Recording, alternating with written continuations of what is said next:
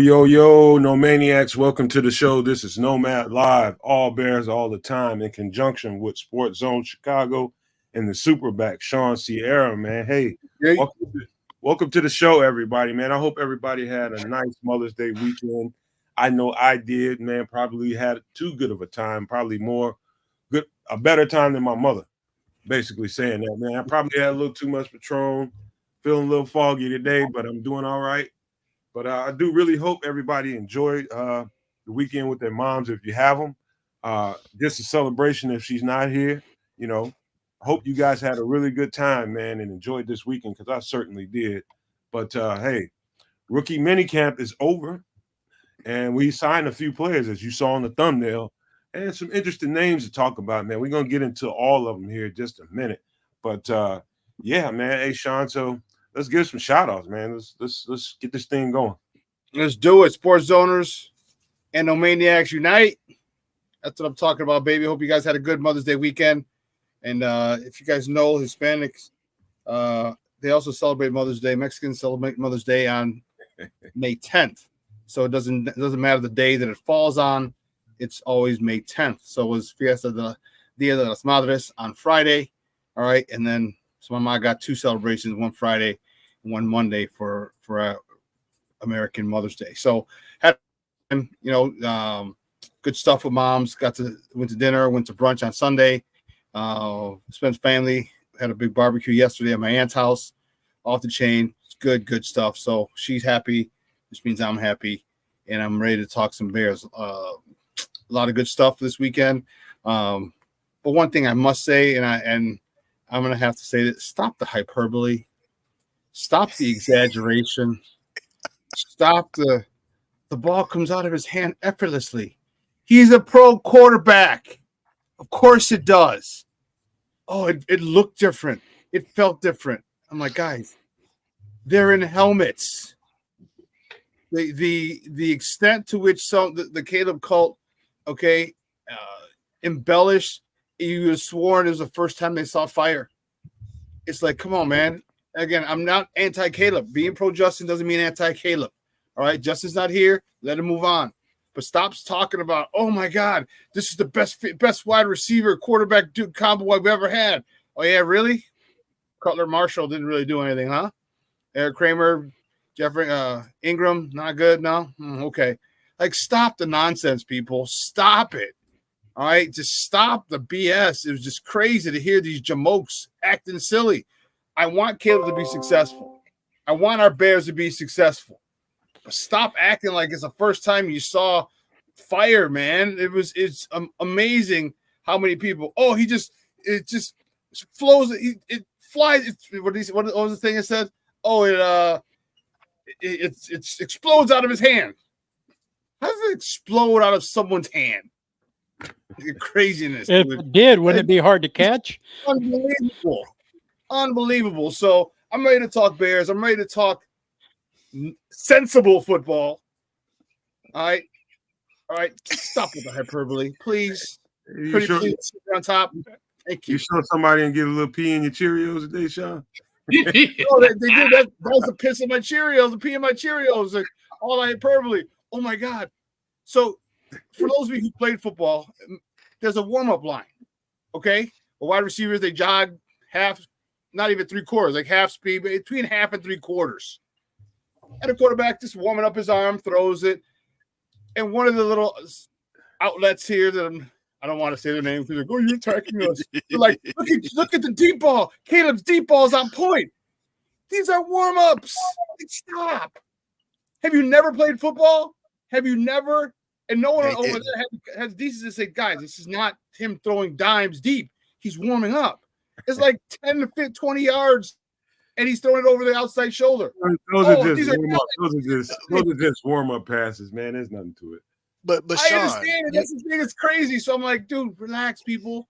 And so let's talk some sensible football, and let's relax. Take it easy, man. Take it easy. Cats in the building. Oh, before you go, kids, let me tell the chat really quick. If you got questions, and we would love to answer your questions, man, fire up your super chats because we can definitely use the help right about now, every single bit of it. But if you got questions, fire up your super chat. We can definitely use it. I'll be glad to answer. We'll be glad to answer. Well, go ahead. Hey man, listen, No Maniac, so glad to be back on a Monday. My guy, the Superback, has officially stepped down from his soapbox. He let y'all have it real quick, early, got it out, poured all the you-know-what out of the cornflakes, and off we go. I wish I could, I'm not as taken aback by some of that take there. Like, I know exactly who you're talking about because I paid attention to. I'm not surprised by that take on that side, but not from them. Not from them. There was some other stuff though. There was some other stuff that sort of went around that I wanted to touch on, but we'll be in the introduction all day if I do. So let's let me just say what's up, No Maniacs. Leo Factor, Patty Laura, Armando Jr., Michael Everhart, FFG Style, Leo Factor, Crimson, Barrelissimo, Squeegee's with us, James Ford. Who'd I miss? I miss anybody? I missed Mo Fugra. I don't know if I said that right, but you know who you are. Dobbsy 34 and FFG Style, Immortal, and the one and only Plank. Gotta give love to my No Maniacs, and let's keep it rolling there, Bishop. How was Mother's Day for you, man? Man, Mother's Day was great, man. I had an opportunity to spoil my mom, man. Fixed some brunch for her yesterday, then jumped on the grill, man. She had put out a request that she wanted some New York strips, so threw some New York strips on the grill, man, and did some, baked potatoes, man. Try to do a little something healthy with some asparagus, some corn on the cob, you know what I'm saying? The only thing that was unhealthy was, got her some cupcakes, man, and some butter pecan ice cream. But other than that, man, it was wonderful, man. Got a chance to relax and just enjoy time with her this entire weekend. So, for me, that was all of it in a nutshell, man. That's all I needed, you know what I'm saying, to put the exclamation point on Mother's Day. But now today is Monday and we're talking Bears football, so let me get right to it right away. Maniacs and Sports Zoners, what's going on, y'all? How was your Mother's Day weekend, by the way? Everybody in the chat and everybody who's not in the chat but watching from afar. To my special people, you know who you are. My boy Stuart and Sophie out in Florida.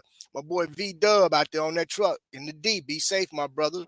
To my special girl, Rita, my number one girl, Rita, as well as my sister, Felicia, as well as, and I got to give it out there, Chi-Town, Chicago, West Side, South Side. Stand up. What's going on, y'all? We finna talk Bears football. Brian, what's going on, baby? How you doing, Santa? Before you go, Brian, Michael Everhart is saying this is his first Mother's Day without his mom. Sorry about that, Brian. I just wanted to make sure I got to that before we lost it. Hey, good vibes to you and your family, Michael, man. I don't know what that feels like yet, and I'm not looking forward to, man. But hey, man, the speedy healing. Here's the speedy healing to you, man. Here's the speedy healing to you, Michael. I do. It sucks, Michael. So one love to you and your family. Bless up. And you know what? When your mother passes, you kind of notice her in other things. So blessings to all of those other things. Brian? Well, as somebody that's lost both her parents 17 and 19 years ago, it doesn't get any easier. But I was wanting to make a joke, but this is a serious thing. Michael, God bless you, and anybody else that's in that situation. Now getting back to my smart-ass comment. I come to you guys. You cleared the decks for that. Well done. Well played. Depressed because Sean has just buzz-killed my Caleb anointing as the next superstar, and I thought I was going to be speechless, but apparently I'm not. Anyway, the 6 guys that they signed, it's a long shot, but more power to them. Now it's time for them to prove how much they want them, and I'm really looking forward to the team. I'm excited for this year with the new additions, coaching staff and players, and instead of bitching, damning, comparing to anybody in the past, let's let the guys be their own men and support them like true fans ought to. All right. Before we go any further, man, we got a surprise for you guys, and we got a treat. One of my favorite MFers in the world, man. Truly, got to bring him on the stage right now. That is Mr. Barrelissimo 1. As it says on the as described on the tin, I am Sean's tag team. It's not coming in off the top rope, baby. Easy ups and not goddamn deep throws. And I hear that apparently if you're a virgin at the practice, the OCAs or the practices where Caleb is present, you can't go within 200 meters without having an orgasm. I'm not sure if that's true, but it's what I've heard. Well, what I heard was Caleb went to the Virgin Islands. Just like Adam Hogue when he sees the special team punt. The only nut they're trying to find is the one that's going to bust every time the Caleb throws the ball. Come on, man, just big time. It goes out of his hand. I guess it's better than floating in his hand. I guess. What about the boom of that kick, though? The boom. All right. Let me T-bone this whole thing, man. Get to some small talk. We'll get to the whole conversation about minicamp here in shortly. But we got a couple things to mention before we get into that. And that is, one of them is Antoine Winfield got paid, boy. I mean, he got paid. I think it was a 4-year, $81 million contract with $45 million guaranteed. 84, brother. 84 mil. 84 million. Okay, my bad. Thank you for that. So 84 million guaranteed. 45 million guaranteed. And you gotta wonder, man, being Byard, did he jump and sign too early, man? Because the guys that held out and waited got the money, man. I think it's a hell of a contract. I think Byard is a better safety, to be honest with you, than Antoine Winfield, but he got all the money. But I just want to see what you guys thought about all that. Sean. Timing. Sometimes you jump at the first thing, it's all representation. Maybe you want to get signed quickly, all right, and be over with that process. And if that's the case, and here's the thing, let's not be honest, how many people are offering Antoine Winfield that type of money? I mean, it's not like, it only takes one. Like someone's going to overpay. This is free agency. People overpay all the time. So this might have been the only the only team willing to offer it, and he jumped on it. So did Byard go too soon? Apparently, it looks like it. Maybe if he held out, he would have got more money. I don't know, but you know what? 4 years, $84 million.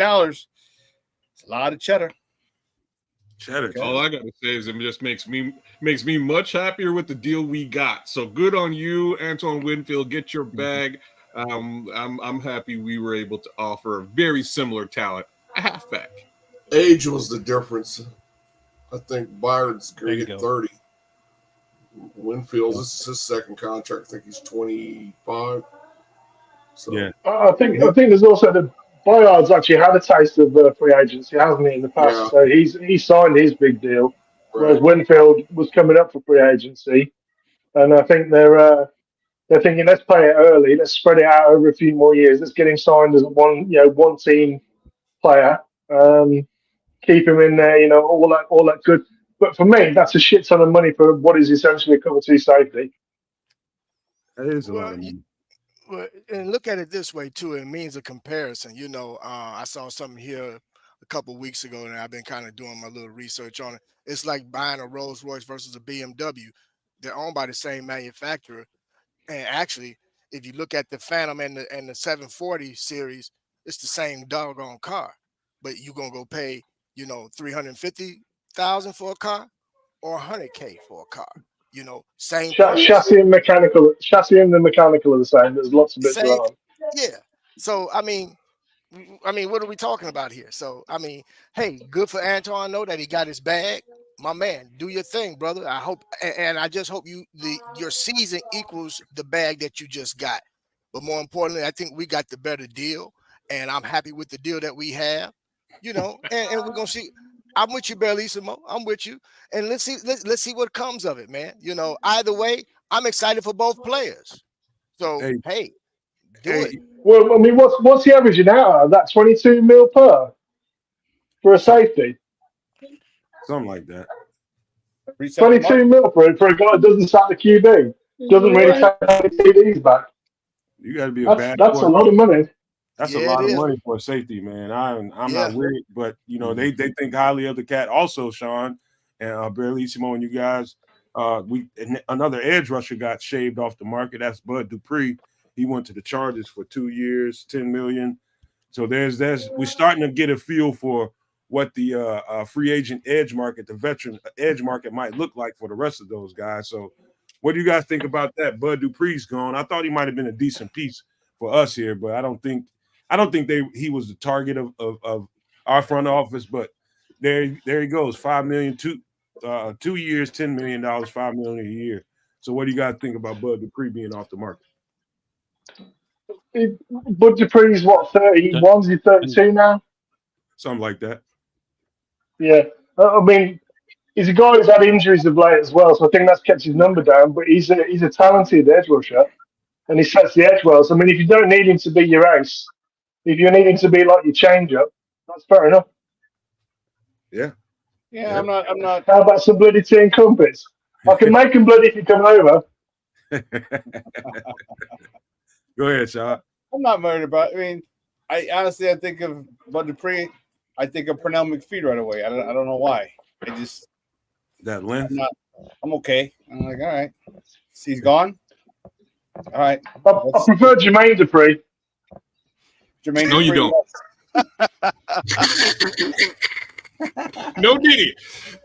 Sorry, guys. Bellissimo comes from the UK, took us in a whole different direction. As far as I'm concerned, at $5 million a year, that's a great deal on a Bud Dupree. That's about what I would have imagined that we would have paid him if we made a deal like that. But I'm kind of glad we didn't. Who's next? What I do like about it is if Ngakoue does want to get signed, I'd love that's to the kind of money you have to be looking at, $5 million or less. That's what I'm talking about. I'd love to play Ngakoue exactly those numbers. That was the whole point. That was the whole point of bringing it up. That was the point of bringing it up. It seems like the indicators are saying that's what the market looks like for a veteran. No, man. You know I've got to give you the delayed gratification. When you set up a ball for a home run, you got to wait a little bit, tease it a little bit. Okay, I'll do that. But yeah, I think the market is. I think them waiting. I think it's doing them some good. Eventually you got to get somebody, and if they've gotten the market down to $5 million per year, I think it's a good sign for the Bears and whoever they plan on signing. We feel pretty certain that they're going to sign a veteran DN at some point. But knowing that the market is at this point $5 million a year, $10 million for 2 years, I'm sure that feels pretty good for Ryan Poles right now. Well, yeah, but we also knew that it wasn't going to be anywhere near a $10 million mark that Ngakoue signed last year. So whether he signed him, you kind of figured that was going to be the market around 5 to 7. So there's going to be nowhere near 10. So that just kind of confirmed it, and just kind of confirmed it. And trust me, the longer waits, the longer they wait, and then the longer these guys need, they need to maintain their lifestyle they live. You'll take a $5 million contract as opposed to you want to secure a certain style. And the old lady, I'm gonna need a new pair of shoes every year, so you got to get some kind of money coming in. They're like, all right, bump it. I'll take the $5 million, take the $4 million, take the $6 million, whatever it is, and just live to play another year. Yannick, I honestly think, man, right now with Yannick's name constantly circulating around and around with regard to connection to the Bears, I think that's something that's going to definitely be in the making. It's just a matter of when, and I think I wouldn't be surprised if they're not trying to hammer out the number right now and just keeping a good eye on his progress in terms of recovering from his injury. But his name, I just saw some over the weekend with him and his name being connected to the Bears again. And it's funny because his name's not being connected with any other team. So where there's smoke, there's fire. So I really believe that there's something percolating here, and it's just a matter of time. And some of these other guys, there you go, baby. And it's just a matter of certain guys now coming off of the market to where at some point plus his familiarity with the with the defense and with the team and the locker room, I think it's gonna happen sooner than later. To add to what the bishop is saying, there were reports coming out of word is coming out of House Hall. They've been monitoring the whole time. It's rehab on that ankle, and they're just trying to gauge the process. And I noticed right before the weekend hit, he put a tweet out that said, "Pass rush ready to go." Yep. So that was probably a cryptic way of telling the Bears that, hey, my rehab is finished. I'm ready to sign. I think that's probably what it meant. But what do you think about that, Bradley? What do you think about Yannick anyway coming back on a decent contract? We see the market being about $5 million. What do you think? I think I don't need to see that on screen. Jesus, she's an ugly something like that. Yeah, no, don't want to date that lady. She looks too much like my mum, man. No, I'm joking. Now, for me, if I'm Poles, I'm gonna let him sweat a little bit this time of year because obviously we're waiting for OTA to open. You want him involved at some point in that process, but you don't want to be the first person to jump off the boat, if you get me. So obviously we've seen Bud Dupree go. Yeah, are we going to see someone else off that sort of vet, edge rush, dependable guy kind of go, and reestablish that market a little bit further? If that's not Ngakoue, we don't need to jump to sign him at the end of the day because what he produced wasn't anything that's outstanding.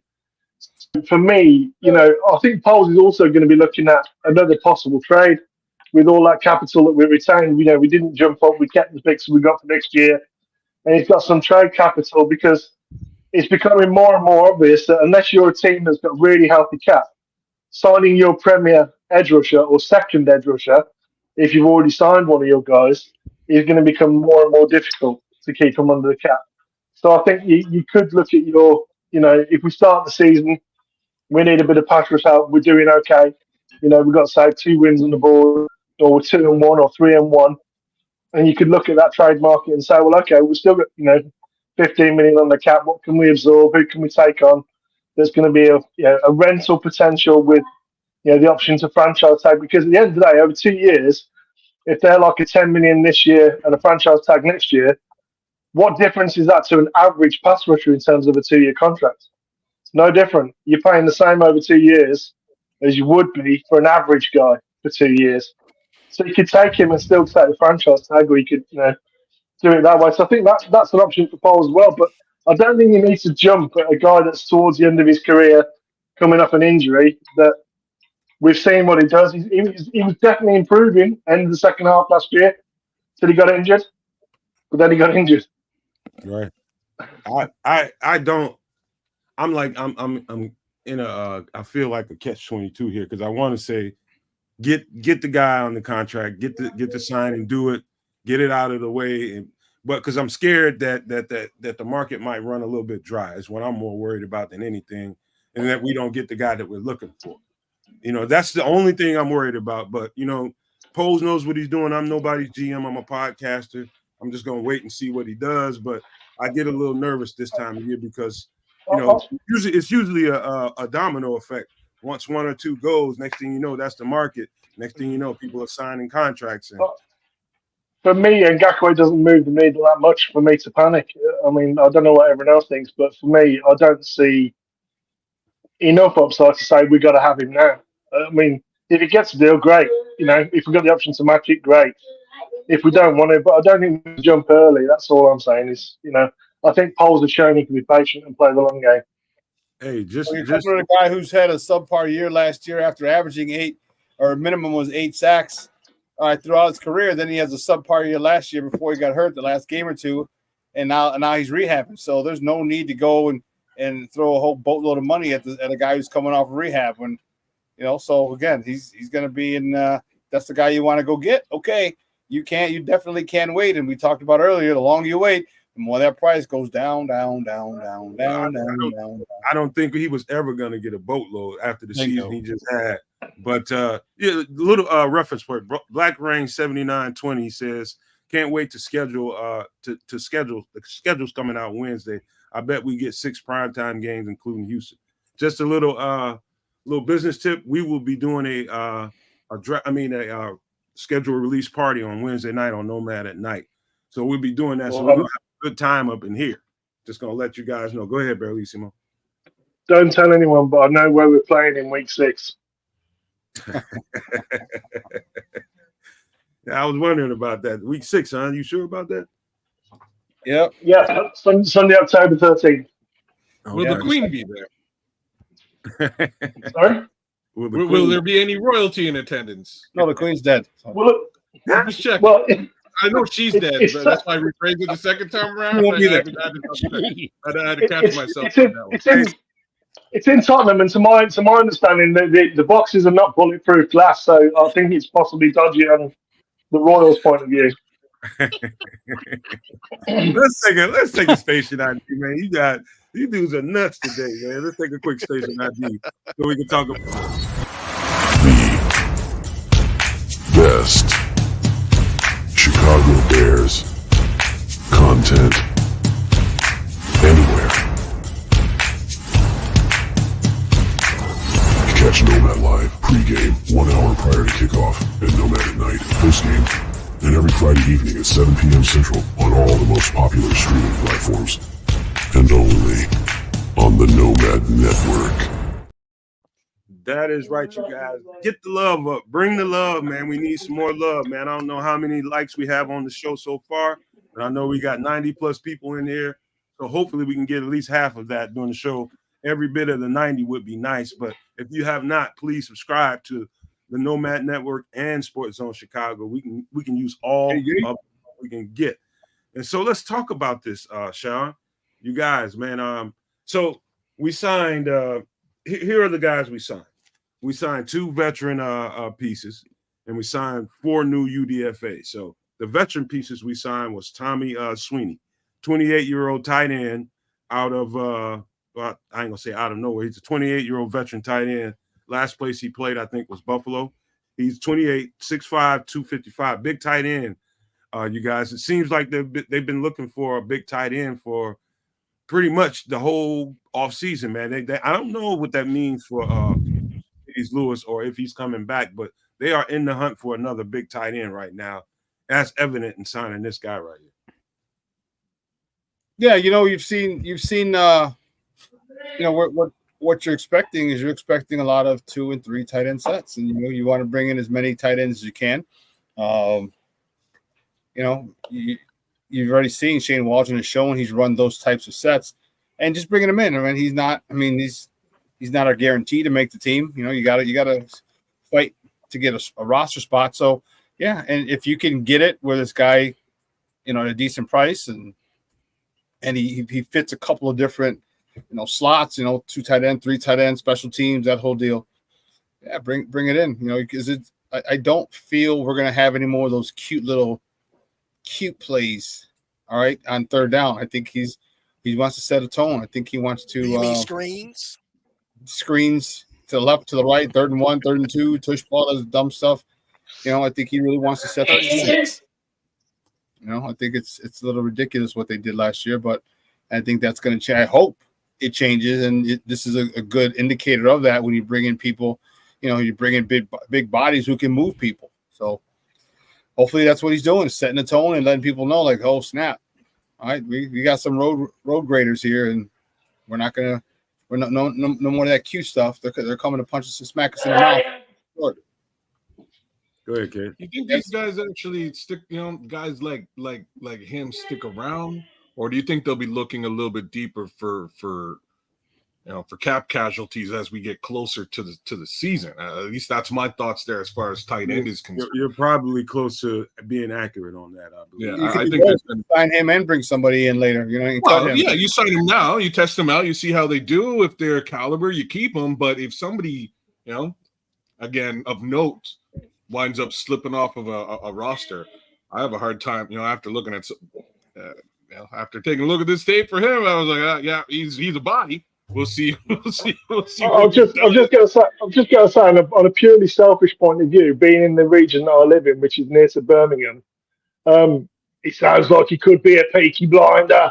Another man, Tommy Sweeney, he's going to block him off the edge and then release into the flat. I love that. He's going to run all them tight end screens by order of the peaky blinders. Hey, Barrelissimo, my girlfriend and I absolutely love that show. I heard they're doing some kind of spinoff off of that. I don't mean to get everybody off track, but either they're doing a spinoff or reloading the show. Something I heard, man. I can't wait for it either. Yeah, I mean, there's certainly plenty of history in that area of Birmingham, Digbeth, and Small Heath around that end. It was the industrial heart of the country, and there was plenty of mobster type activity without the mob actually having that much influence up here. The mob were in London, but they weren't in the Midlands. Oh, there it is, Barrelissimo. Maybe this is what I saw. Mr. Mayhem 69 saying the Peaky Blinders are getting a movie. I wouldn't be surprised. Cillian Murphy, no doubt, because I mean, obviously, he's pretty much what people consider to be the Peaky Blinders, which is not too far from the truth because there was a lot of Irishmen in the Midlands. Okay, off subject, but guys, check out Peaky Blinders if you haven't, man. You guys will absolutely love that show. I'm looking forward to the movie, but let's stay on track, kid. We were talking about a tight end. I think you got done. Tommy Sweeney. What do you think about that, Bishop? It's a camp body. It's evident that they're looking for a third tight end, somebody that's going to do more blocking than catching, and if necessary, at least have some hands to be able to catch a football. But, he has some injury concerns as well. So I think it's just really just a matter right now bringing in the proper camp bodies just to see exactly who's going to pan out and end up being that tight end number 3. So, you put them, you sign them to a little cheap deal, to get them through camp. Guys got to eat while he's in camp, so pay him enough so he can go to Wendy's, and it's all good, And then if he makes it, he makes it. If not, there's going to be some other guys that's going to definitely become available, as once we get into training camp and things of that nature. But plus, we still got a couple other tight ends too that's going to be, fighting for that position as well. So, it's on a serious note, Tommy Sweeney does sort of look a little bit like Colby Parkinson, who was the third tight end on the Seahawks. He's that similar sort of body shape and type, and he's not going to beat anyone with suddenness, but he's going to find the soft areas of zone, which is tight end 3. Block and finds areas and zones.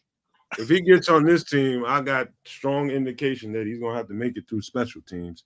Anybody that they signed at this point, UDFAs pretty much, that's how you get on the team, especially teams. You earn reps that way.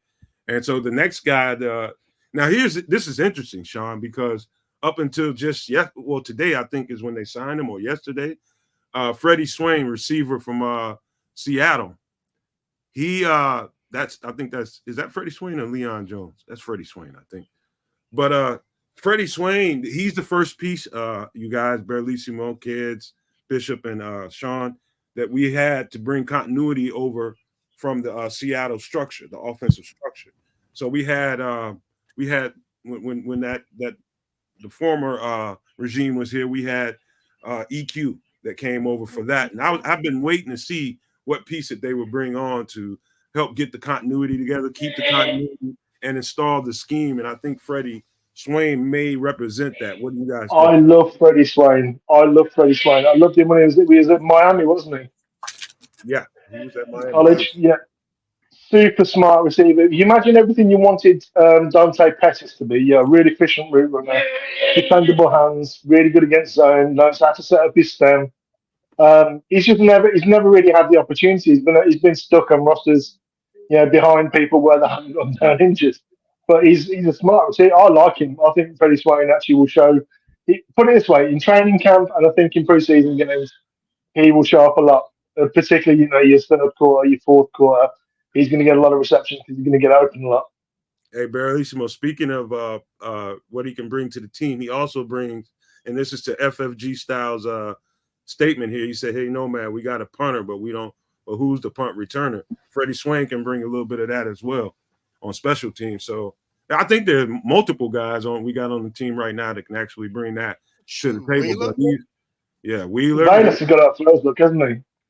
What's that? Bayless Jones got our first. Oh, not on punt return, man. Bayless Jones is kick return. He's gonna be strictly. Yeah. He's gonna be kick return, man. Thank you to FFG Style for your generosity, man. But Freddy Swain, I think Russell Wilson loved the guy, man. It's something about guys like him that's kind of unassuming. He's 6 foot. He's 6 foot, 200 pounds, and he's a nice target. And he finds holes and helps get quarterbacks comfortable when the zone schemes are being run at him. This guy sits down and finds holes very easily and well, man. I like Freddy Swain a lot. I really do. Yeah, he's a guy that that comes over that can help. You know, he's very unassuming, as you said, but what he is, he's probably, or not probably, he's one of those dudes who kills you on third down. He's that need 4, I'll get you 4.5. Need 7, I need to give you 7.5. You know, those type of guys, because you're not looking for them. All right, you're looking for the DJ Moore, you're looking for the Keenan Allens, you're looking for the Cole Kmets, and this guy's in there. You're thinking, okay, he's block, or he's here to run off or occupy a DB, and all of a sudden he sits, and all of a sudden, you know, he sits in the soft spot, and boom, first down. I think he seems like just a very, very intelligent. Or can you take the picture down, please? He seems like a very intelligent player that just keeps the chain moving. And those are the guys that you freaking, as a defensive coordinator, those are the guys that you hate. Thank you for the up close. But those are the guys you hate as a DC, because you know you can't. There's no way in God's green earth you even think about double teaming him.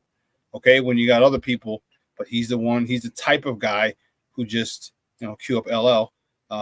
He's the type of guy who just kills you. All right, slowly, but he'll have maybe 4 catches, and 3 of them will be for first downs. You know, 2 of them in a critical drive. So yeah, I think it's a good camp body. It's a good player to have who's familiar with the system, even if he doesn't stay, just to kind of help facilitate some things and help, you know, answer questions and make it easier for the guys who are going to be here. So that's what I think, Sean. I think he's more going to be that sounding board in the receiver room as they start installing, you know, as they get going and, you know, get into full swing of what they need to pull off. He's got that understanding of what Walter's trying to put off. So I think he's worth keeping around, you know, for at least minimum of half of a season, to be honest with you, while they're installing all this stuff. You know, maybe longer. I don't know, man. But he represents to me, you got kids, what EQ brought to the table when the other crew came on, man. So that's just the way I see this signing. I didn't realize that he was a former Seattle guy. I took a look at some of his Miami tape. I didn't even clue in. And in my mind, I'm sitting here going like, why are they even really looking at other wide receivers? I think we're okay there right now. You know, you kind of want to evaluate the guys you have and get them acclimated to the system. But how do you get them acclimated to the system? You're bringing a guy that actually knows the system. So I get it. It makes much more sense to me now. You know, as far as kick return goes, we got some guys who will challenge him there. So, you know, I would be hard pressed to hear that he actually makes his team or is even on practice squad when all this is done. But once more, why not sign up, get a couple of bucks in your jeans, and help help the Bears bring things alongside Waldron. Makes sense. I agree with you, kids, but I think he has more of an opportunity to potentially even make the roster, man. The one who I think may end up being on the odds, you know, on the outside looking in, could be 2 guys, honestly. Both of them I know Nomad likes, which could be Velus and Dante Pettis.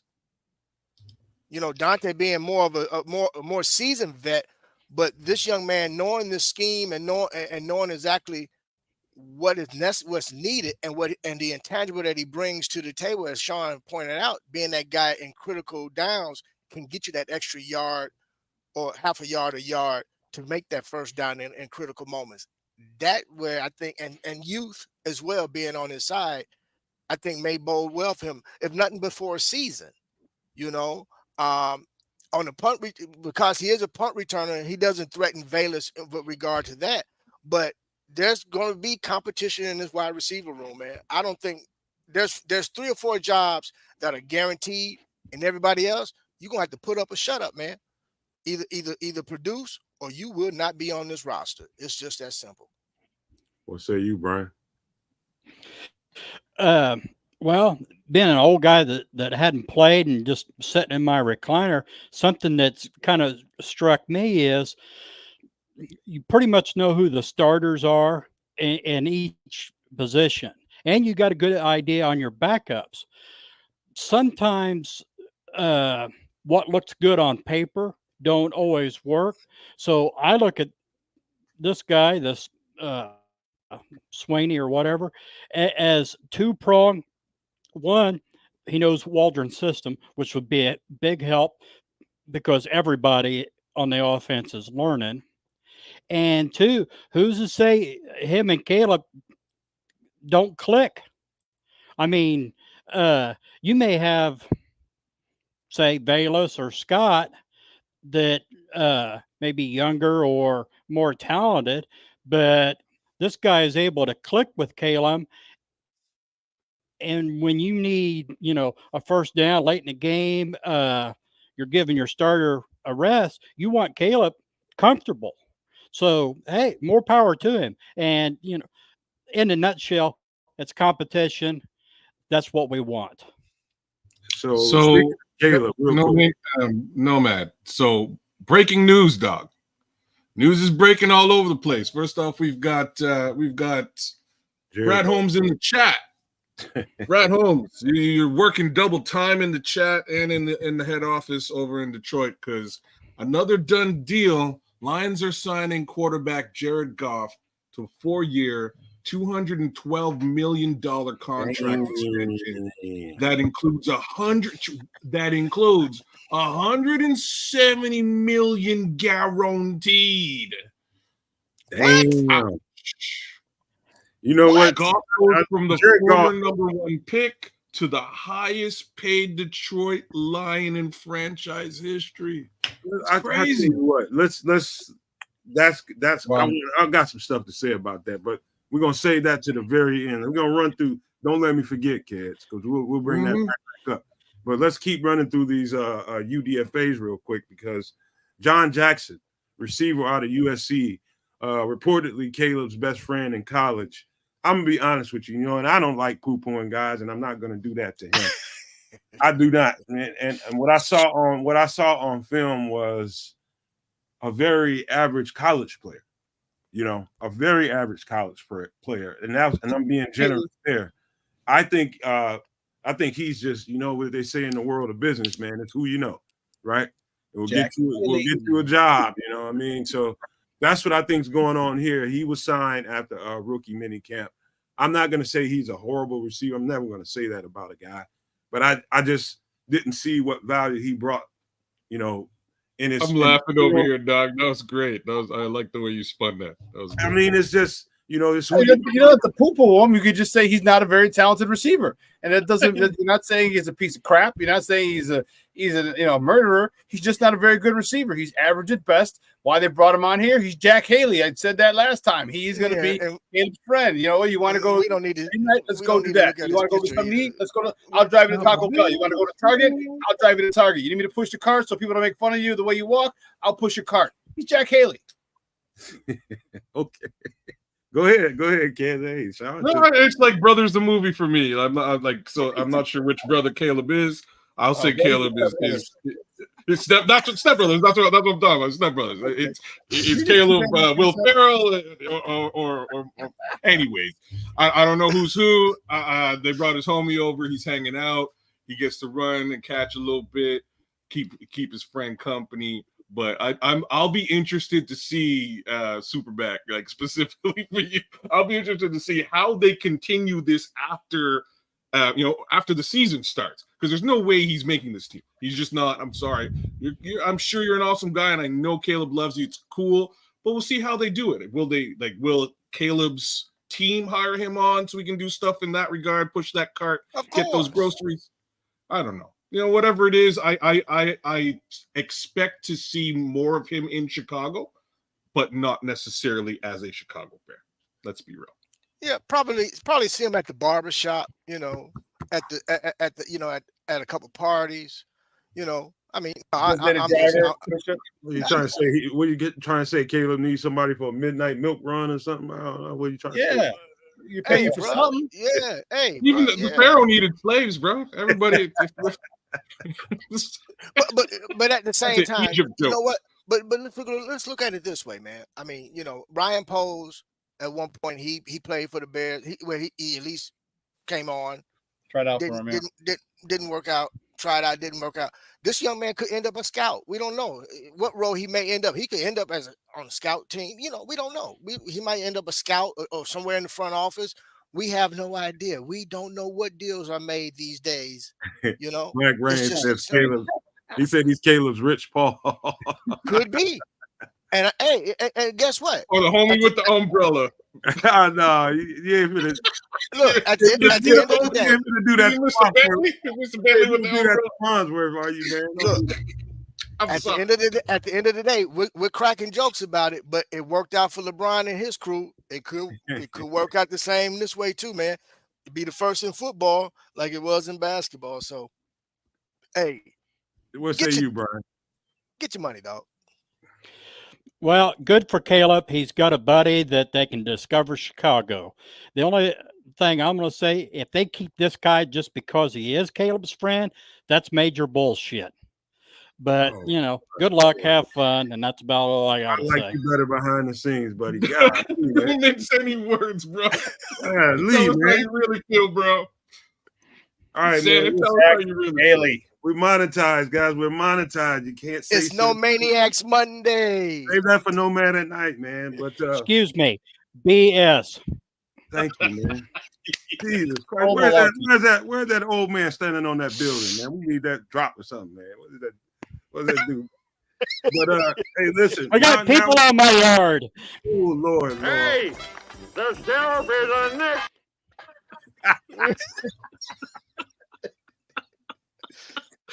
Oh, that's up there with one of the best drops. Hey, we gotta quit that. Brian hates that drop, man. He absolutely. I'm sure he does, but anyway. Don't bother me. That's one of my favorite movies.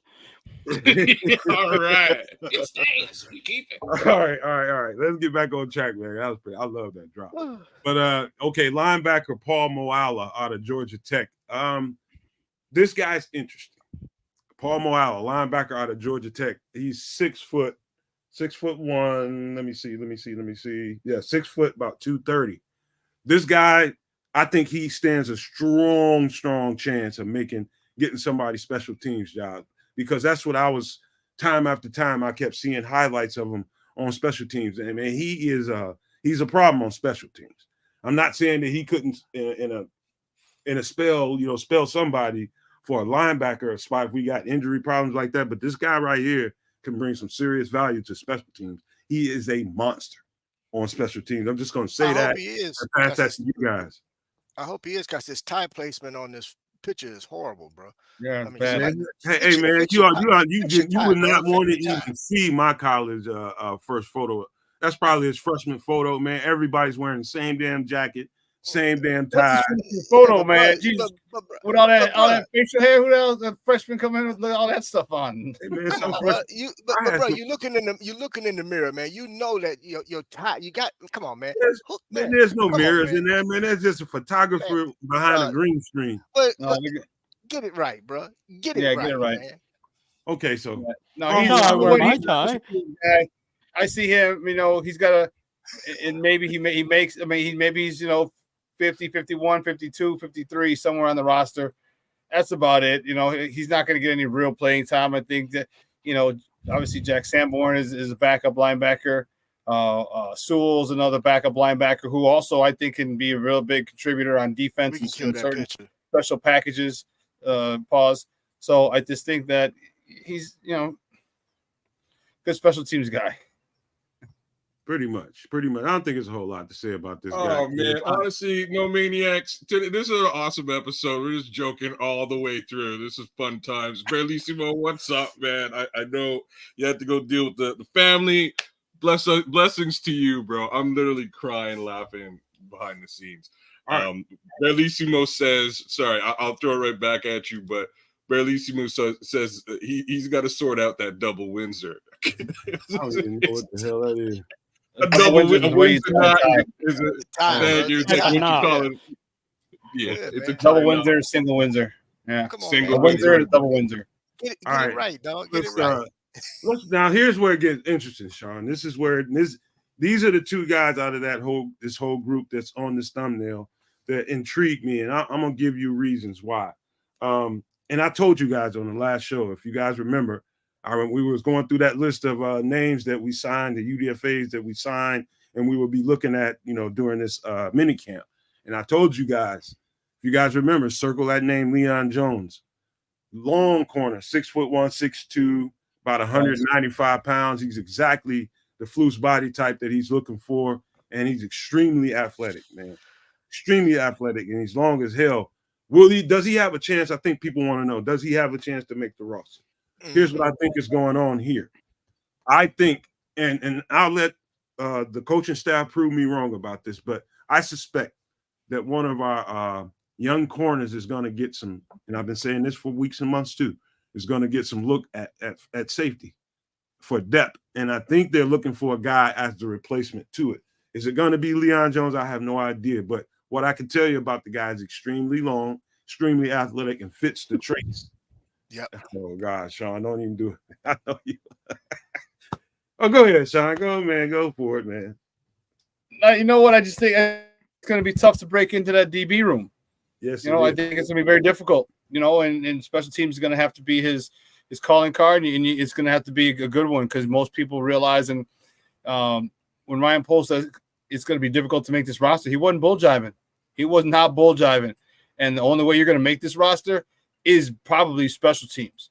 All right. You better be really, really talented to make it as a linebacker, as a DB, as a D lineman, as a fullback, as you're going to have to make it via special teams. So if he can do that, cool. But then again, why would you take him over a linebacker like the guy like Moala we just had? He's a little bigger, stronger body. If you want him on kickoffs, you want, he may give up some speed a little bit, but you got a bigger body who can, use that weight to his advantage. It's going to be tough, man. I don't care how long he is. It doesn't matter. It doesn't matter with a guy who may be a little light in the ass, and as opposed to a linebacker who's much stronger, heavier, more powerful. So, yeah, cornerbacks are nice, DBs are nice, but I mean, I think we are more than set in that department. And he better be an unbelievable special teams player. All right, he better be one hell of a gunner. He better be that dude that you see every single time when that ball. He better be down that ball inside the 3, at least once a game, twice a game, and that'll be the way that he can make this roster. But other than that, to me, I just think he's a camp body. Yeah, tough crowd, man. Tough room to break into. I hear what you're saying, Nomad, and I somewhat agree. Same token, depth at nickel corner, and that's to me where I see Reddy Stewart fitting in, right? Like that's where I see Reddy fitting in. If we're talking about another defensive back, yeah, man.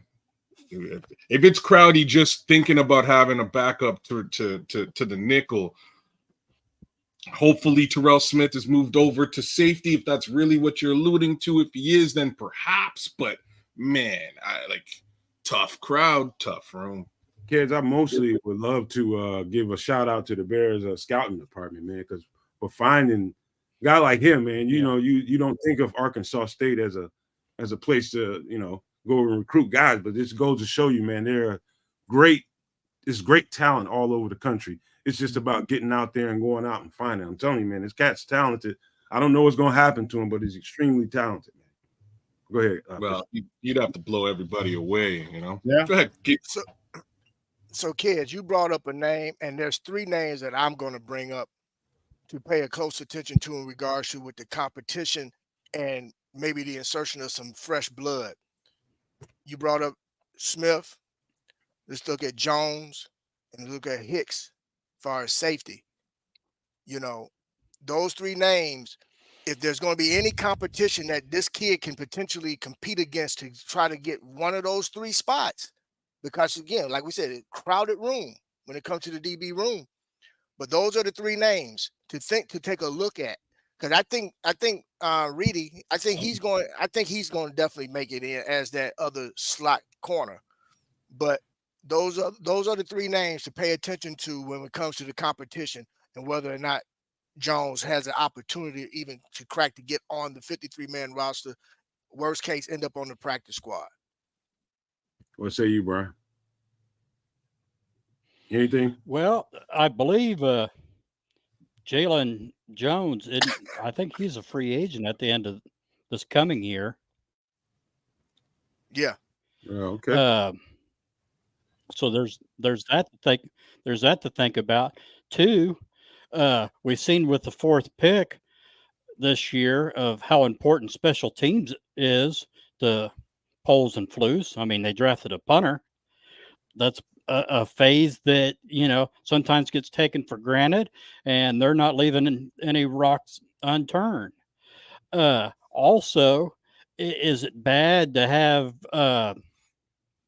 good players on the practice squad? I mean, yeah, they can get picked poached, by other teams, but you still got to have a strong practice squad as well, because you never know, injury or somebody complains about contract or who knows what. Yeah. Well, I mean, that's regardless of how superstitious a person is or not, reality is reality. It's going to happen. You just hope it won't happen that often, and it's nothing major. But yeah, it's just, it's covering your backside as a team. And who's, if this guy ended up a Hall of Famer, he wouldn't be the first undrafted guy to make the Hall of Fame. So, who knows? More power to him and the rest of them. Again, I'm excited. Me, training camp, I wish it'd start an hour from now, but it's not, and just have to wait and anticipate. But good luck to all the young men. Yeah, you're right about I never ever poo-poo a guy because he didn't get drafted. You will never, because I've seen people rise through that because of those circumstances. And so I give him a little bit more credit than your average podcaster, because I believe that there's talent everywhere in this country, and you don't have to get drafted to prove that. You just got to prove it when you get an opportunity. He's going to get it. Looks like he's going to be in the camp, and I like to see what he does. But here's the last guy, Sean. Now, this guy is ultra intriguing. This is DeShaun Mallerie from Arizona State. Here's what's intriguing about this guy, Sean. I got to watching his tape probably 3 times in now, just looking at what he can bring to the table. And what kept coming to me is how quick this cat is off the line. He's 6'1", 275 pounds, and he's going to play 3-tech. And so what does this guy typically, you look at this guy on film, Sean, and you like, okay, he has none of the traits that Flus would covet as far as the length and all that kind of stuff that comes with it. But what he does, he looks like an Eric Washington guy. How do I know that? Look at his measurables and compare him to Ed Oliver. It's almost identical. Ed Oliver's 6'1", I think 282 or something like that. And this guy's 6'1", 275. So you know exactly what they're trying to get and exactly the body type and style. They're looking for another Ed Oliver. And when you watch this guy, if you have not seen him on tape, you will see a lot of Ed Oliver in this football player right here. Yeah, I think I like this guy as well. I think it's definitely a depth piece, a rotational piece. If you can make the squad, but man, this kid, I like him. I like his makeup. I like his moxie. He's got a little bit of an attitude about him, and sometimes you see a lot of talented players make plays, all right, but they don't have that attitude. They don't have that chip on the shoulder. They don't have that edge. He seems like he plays with that edge. He seems like, he breaks through the line, oh, snap, ball's going away. I got you. Cut back one time, Mother Hubbard, and I got you. Boop, and he's done. You know what I mean? Like he's got that motor. He's got that type of, jag bag about him. And I mean that in a good way. Like he plays nasty.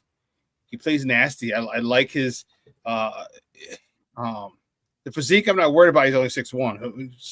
Hell, there's tons of great players in the NFL in the annals who've been 6 feet, 6'1", 6'2", All right. Hell, Aaron Donald was one of them. Okay.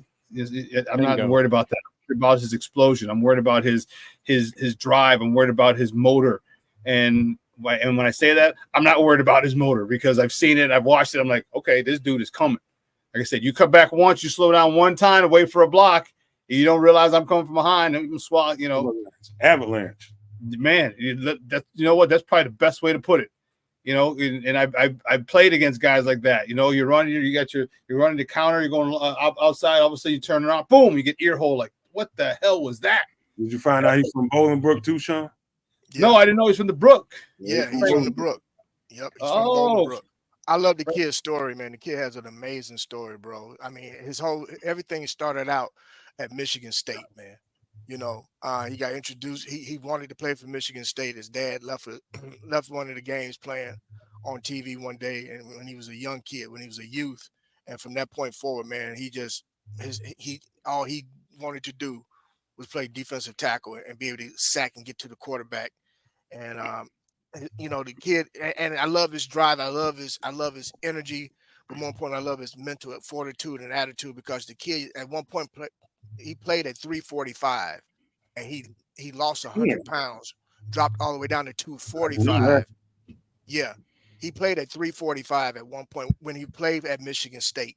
And even then he had great get off and everything, but he knew then that he was wavering and he knew that he had to do something about that. So he worked hard, got with the nutritionist and worked hard, man, and lost 100 pounds and got down to 245 before he ended up playing at 275 when he transferred to Arizona State. So the kid has an amazing story, man. I hope this kid makes the roster, man, some way, because I think he's going to be that guy, man, that we'll be talking about years to come. The kid just has an amazing story. Man, I just want to try. You can't teach, bro. He's got that motor. He's got that attitude. You can't teach that. Like those are the guys that you want. Those are the guys that you search for in undrafted free agents. You're like, who is the guy that just will not stop? Who's the guy who's chasing the dude 20 yards downfield, 30 yards down? You know what I mean? That D lineman. Who's that dude? Who's that dude who plays with energy? And you get guys like that. Those are the guys you want to siphon from, like or choose from. Bring a whole bunch of those guys in, because you know what happens? Those guys they up the ante because they're trying to make it. So let's say I got to up the ante with my energy, with my hustle, with my drive. And then what does this other guy do? Well, damn, look at him. His energy, his hustle, his drive. I got to up my ante. And then you got the starters going, damn, dude, these young bucks trying to play. I got to up my hustle, my drive, my energy. People like that, and you put somebody like that with a Coach Washington. Come on, man. Sean, I just want to encourage every No Maniac listening to this show or watching this show live. I encourage you, watch the DeShaun Mallerie film first, and then go watch Ed Oliver's film second. Go back to the DeShaun Mallerie film again, then go back to the Ed Oliver. So 2 times, just do it twice. And I'm telling you guys, you're gonna see how Ed Oliver wins. Ed Oliver is probably one of the top 2 or 3 3-techs in the league, and he wins off this just speed off the ball and hand fighting, just winning one-on-one battles. This guy's got some of the same characteristics. You will see it. I'm telling you guys, I'm not just talking junk here. This cat's got some tools to him, man. No, I co-sign for you. I co-sign with you on that one, no, man. And the thing is, this kid loves to eat quarterbacks, man. He loves disrupting that pocket and getting in there, getting at that quarterback, man. From that, and you're talking about a D tackle doing this. The kid loves to eat quarterbacks. So he's really good at resetting that line of scrimmage, and that's what we're. This whole defense is the prerequisite of making it work. Is reset the line of scrimmage. It's only got to be 1 yard in the backfield. No, man, you know that as well. It's just 1 yard. That's it. Yeah. That's it. Make a new line of scrimmage, man. He can bring that to the table. So what I'm saying in closing, talking about DeShaun Mallerie, is watch out. Some of you guys on the lower tier of the defensive line. This guy, man, I'm telling you, not going to say he's going to make the team, but I think he's got some tools and some traits that will benefit this defensive line 100%. Definitely a practice player guy, a practice squad guy, Nomad, if he don't make the squad. Ooh, I would hate to see him on a practice squad. So would I. Oh, sometimes teams have to hide guys on their roster because they don't want to they can't afford to put him on the practice squad. Hey, Sean, you know what? I see this guy as being, if nothing worse, player 51, 52, or 53. Yeah. Honestly, you don't want him on the practice squad because you're not going to be able to keep him there. Nope. The minute he hits that thing, that he's gone, man. If he hits that thing, he's gone, man. I think it screamed. The pick screams. The guy screams Eric Washington. Okay, it says Eric Washington. Just go watch some Buffalo Ed Oliver, and you'll know exactly why I'm saying it. That's all I'm asking, No Maniacs. Just go watch those two films, and you'll come back to the show tomorrow saying the same thing. I just like that they're paying attention to this position and they recognize that it might be a bit of a shortfall. I expect them to actually put a little bit more resources into it between now and the end of and the beginning of the season. Pardon me. But we'll see. Like Mallerie looks good. He does have that motor, so that's really what you want in the middle. Cause that disruption, set the edges, and let them loose. You know what, kids? I think not so much they see it as a shortfall. I think that they really have a plan for just keeping fresh bodies, so the rotation is going to be. That's one way to do it. Yeah. Okay. Yeah. You know what I'm saying?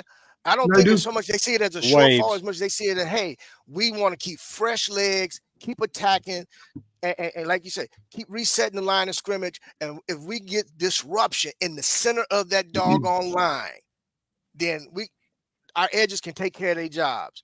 I really believe, man, it's just rotation, keeping fresh legs, man. And I don't see it as they see it as. Oh, you pushed me into like to have to ask this question. And do you guys see? What are you know? And this for all you guys. I'm going to throw this around. What is y'all's expectations for Zach Pickens moving forward now? Oh, Zach Pickens looks good, man. I don't know if you saw a picture of him, but I saw a picture of him. Tech. No. Zero? I think they're gonna. I think they can get a lot more out of Zach Pickens if they get another big. So what I'm thinking is somehow or another they get another big to play back up to Andrew Billings and give Zach Pickens more opportunity at 3. That's what I'm thinking. I don't know that they're gonna do that because I think Zach Pickens gives you.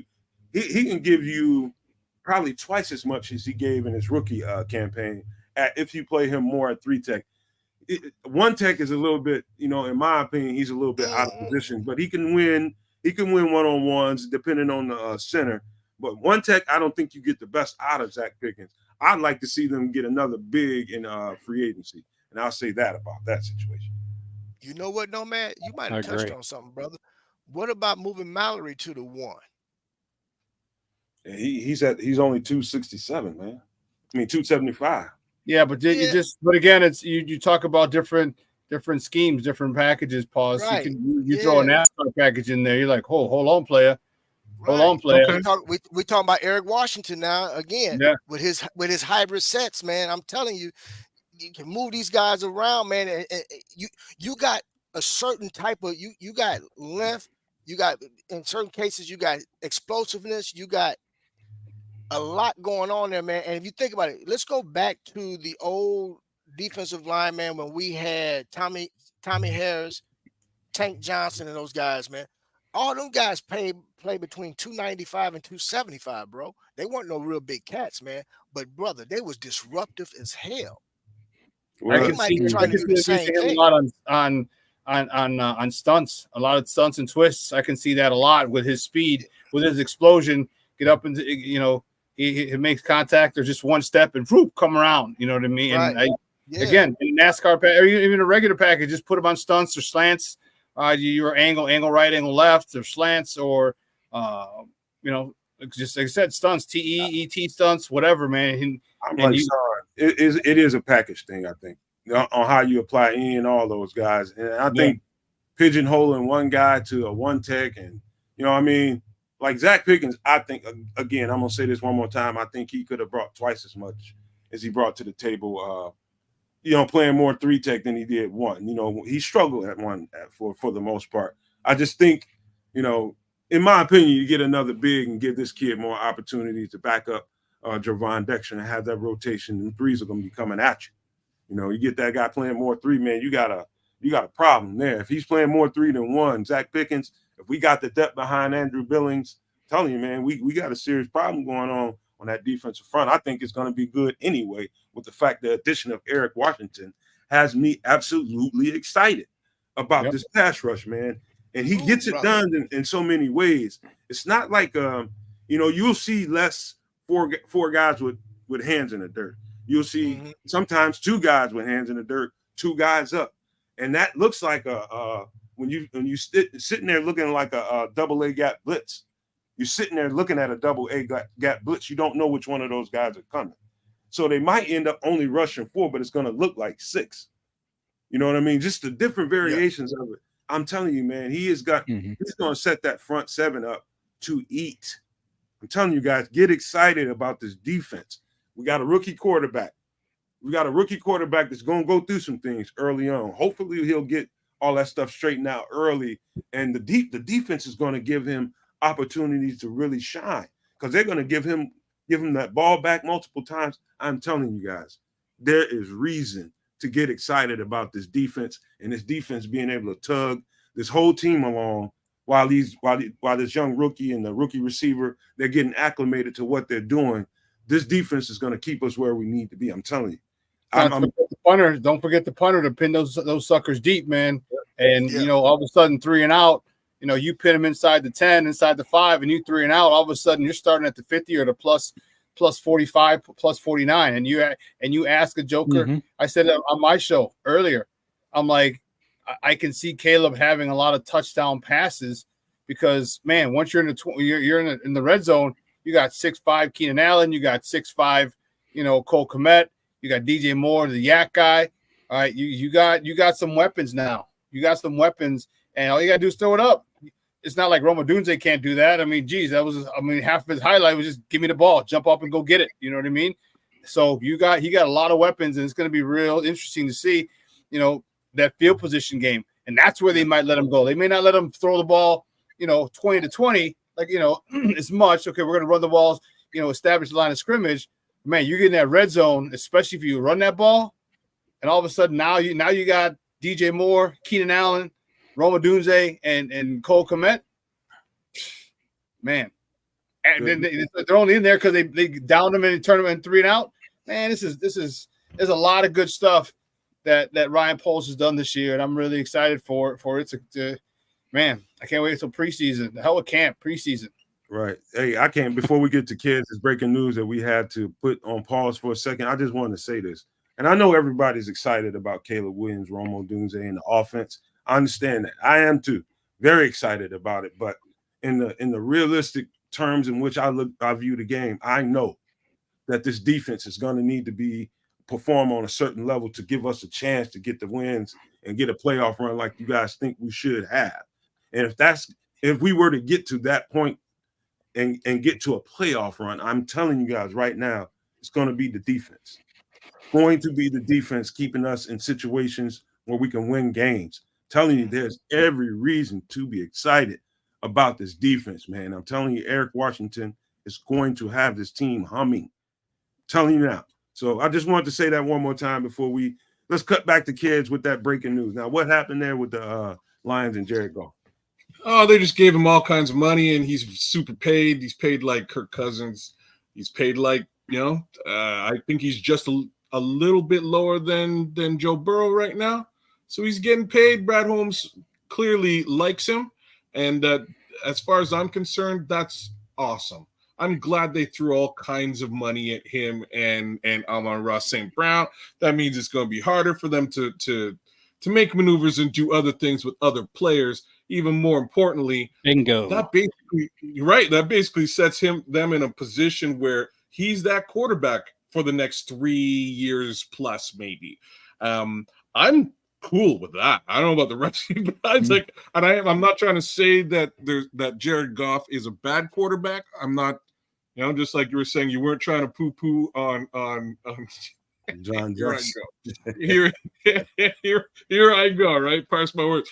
He's not a bad quarterback. He's a Super Bowl caliber quarterback, been to the Super Bowl. Been to the playoffs, had some deep runs. Can't take anything away from him except for if you rattle his cage, he ain't so good. He's very Kirk Cousins-y. So we know what that formula is. He's a damn statue. He's a damn statue, and we love it. Statue. We love stationary pieces because we got hunters now.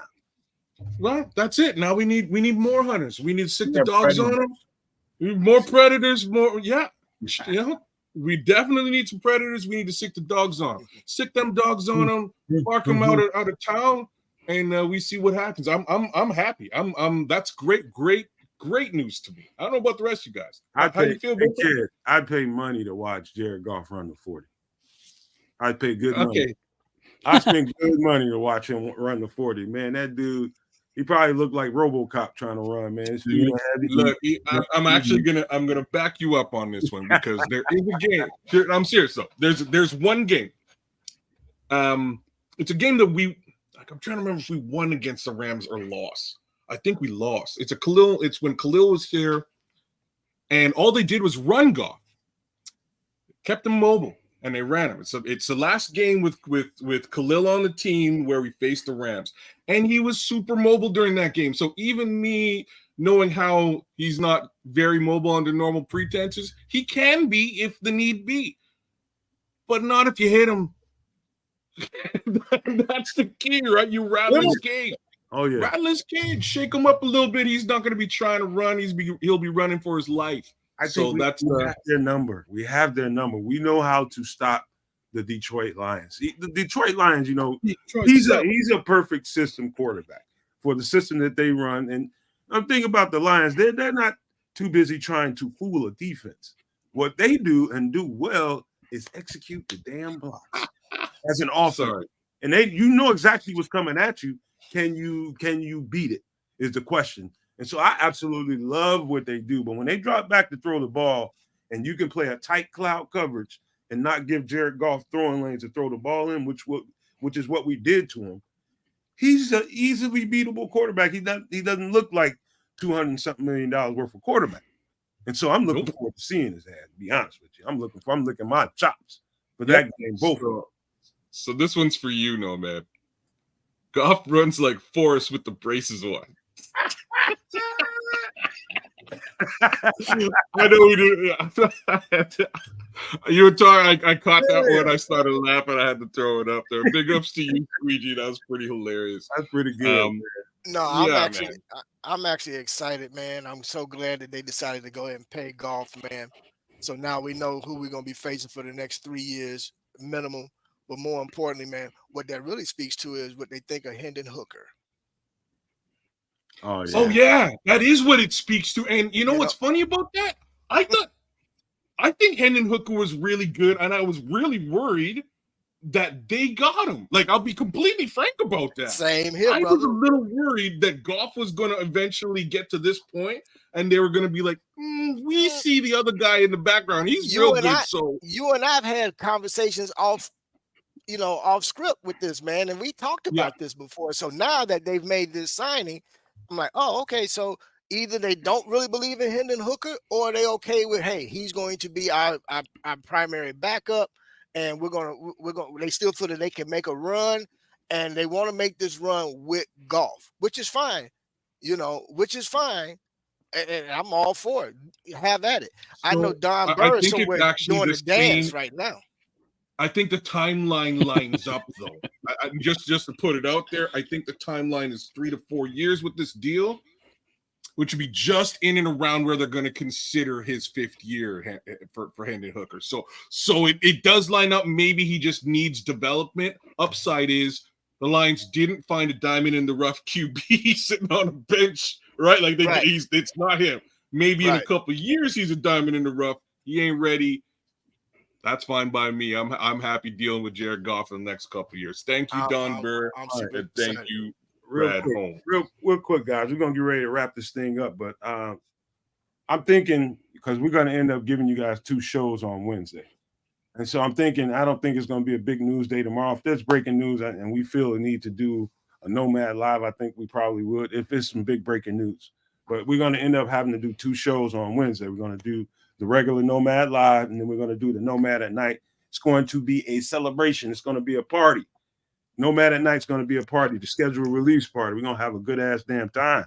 And so we're going to give you guys 2 shows on Wednesday. So don't feel cheated if we don't come out tomorrow if there's no breaking news. It's a slow news cycle. And so we need to back off. And we just still got a lot of stuff to do over here at the Nomad Network.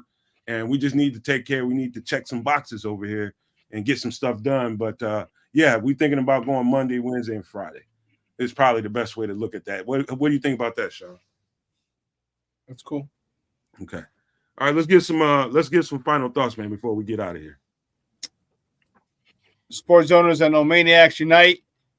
Good coming seeing you guys again today. And yeah, right now, make sure you follow Sports Zone Chicago's YouTube page. I appreciate it. All right. Getting those subscriptions up.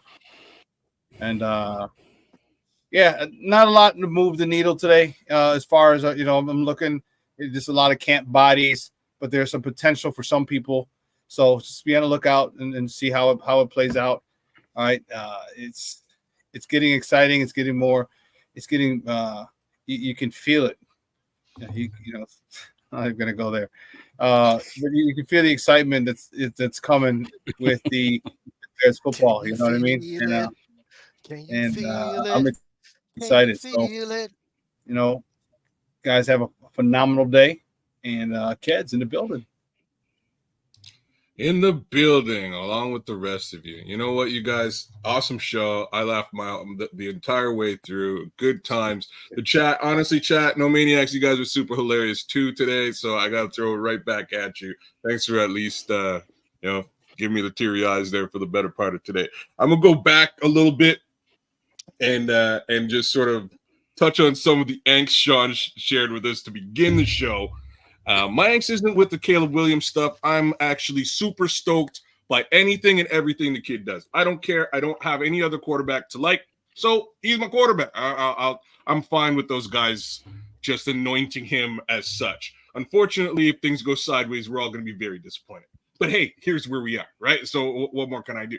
Here are the things that I am a little bit irked by.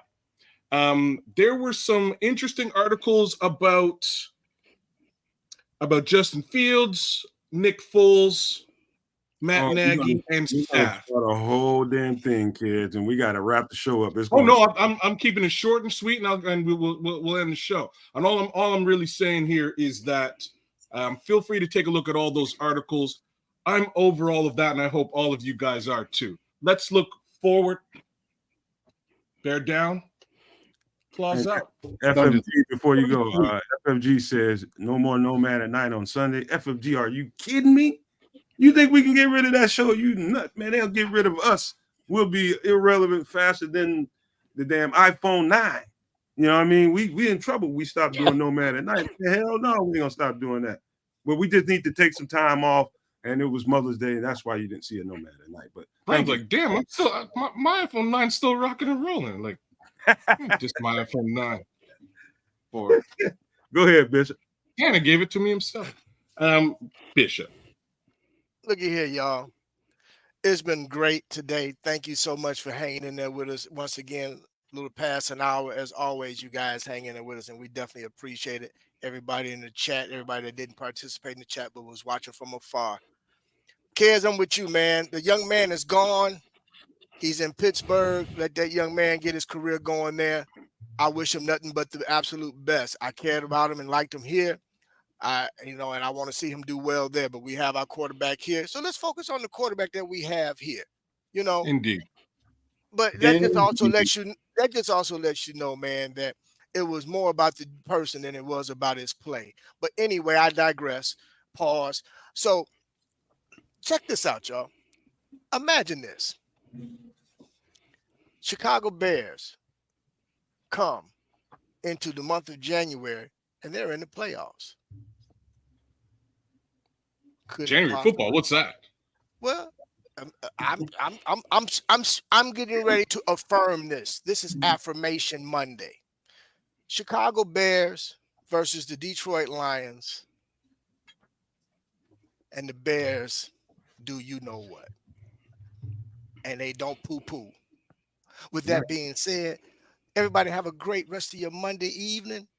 Have fun. If it's sunny where you at like it is where I'm at, go out and get you a little vitamin D. get you some sun, but more importantly, love those that love you and let them know you love them. All right. Okay, Keith, I gotta let you know. I just Ernie Johnson your ass and put a sticky tab over there on my board. So I took down. You said that we're gonna be playing in January, Keith. And I put an exclamation point down, sticky tab up on my wall. So you know. All right, go ahead, Brian. Well, the season 17 games. So yeah, the first week of January, the Bears are going to be playing. That's just how the schedule falls. But enough of me being a smart aleck. I want to thank all the no maniacs and sports zoners for sharing your time with us. And then I want to add two other things. One, I hope Green Bay and Minnesota do the same thing to Detroit, show their players love, and F the cap, spend over it, and that'd be just wonderful. Number two, and this is going to be a Nomad exclusive. Mr. Bryan challenges Jared Goff to a 40-yard dash. Winner gets a ice cold 2-liter Dr. Pepper. Come on, Jared. Take my challenge, baby. Peace out. All my Have money. a blessed day. I got all my money on Country Santa. Straight up. I got all my money on Country Santa. Straight up on that one. I've got a full Dr. Pepper. I ain't putting all my money on. Can anybody say Carl Lewis? Whoa. You got to quit yelling, man. That pops the ears. But hey, man, I got my money on Brian on that. Mr. Brian definitely got my money on him. I think Jared Goff's that slow, but that's a whole other conversation. Hey, man, let me tell you guys something, and this is on a tip, and I want you guys to think about this for a second. And it's talking, and we'll go back to this whole vibration thing and frequency, man. It's you gotta understand that when you vibe at a higher frequency, and it's just in your personal life, if you vibe at a higher frequency, and those people that fall beneath that frequency, there are people down there that can't wait to pull you down there into their frequency. So you gotta avoid allowing people to trigger you. You gotta avoid allowing people to provoke you, because they're getting exactly what they want out of you, man. It's a lot of stuff going on being said. You know, I'm not gonna get into no personal stuff in regards to me, but you know, it's just when you are a positive person and you see the world in a certain way, and some people don't see the world quite through the rosy glasses that you might, if you're one of those type of people like I am, and all they see is doom, gloom, and misery, because they're miserable. They probably got trauma going on in their lives that they've never straightened out going into adulthood, and it's hampering them in their lives. And so they don't know what to do with it. So what do? Transfer it on to you the best they can and make you suffer what they're dealing with. I'm telling you to raise your awareness, raise your conscience, and understand what the intent is when you got people negative coming after you all the time. Just understand what they're trying to do.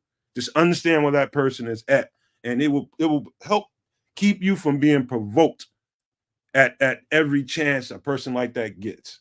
Because I think we all need some self-teaching. I mean, look in the mirror.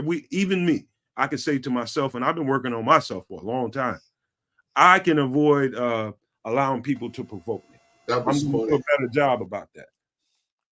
But and I'm on a real serious tip, man. Just watch out for people out here that's constantly trying to pull you under your frequency, man, and your vibration. Those are people that can't get out of that. They're stuck in it, and they're looking to pull you into it to have company.